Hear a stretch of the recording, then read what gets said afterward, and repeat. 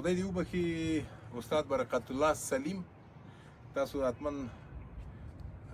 دی پیژنئ، خصوصا هاته ځوانان به یې پیژنئ ځکه چې څو کاله مخکې 3-4 کاله مخکې په حق ورسېده او دی په ټوله دنیا کې یو له هغو کسانو و چې ډېر ښکلی تلاوت به یې کاوه د قرآن شریف، او تاسو به د ده تلاوت اوس په شرط یې واورئ چې خوند به ترې واخلئ، یو ډول آرامښت درکوي، یو ډول خوند لري بیل.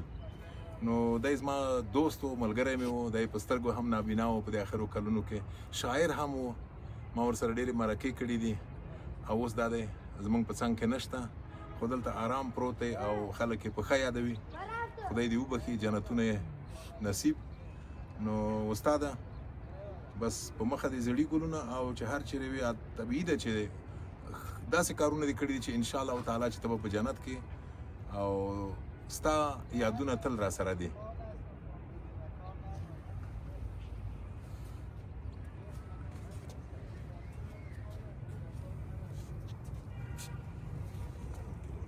که لطف وکړئ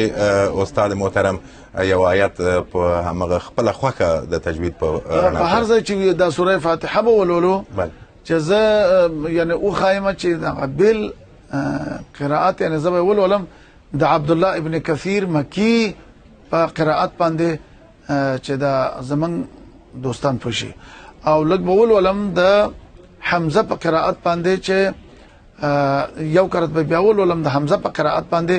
چې دا منګه یعنی په درې راویانو ولوستل شي، په درې روایتونو باندې،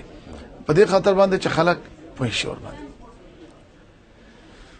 اعوذ بالله من الشیطان الرجیم، بسم الله الرحمن الرحیم، الحمد لله رب العالمين الرحمن الرحيم ملك يوم الدين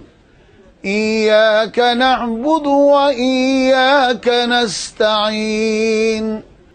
اهدنا الصراط المستقيم صراط الذين أنعمت عليهم غير المغضوب عليهم ولا الضالين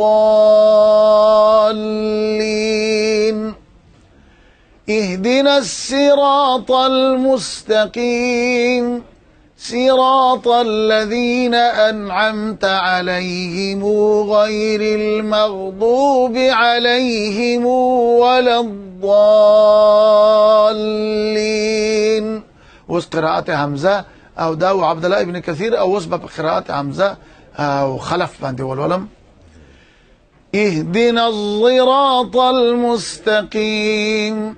صراط الذين أنعمت عليهم غير المغضوب عليهم ولا الضالين.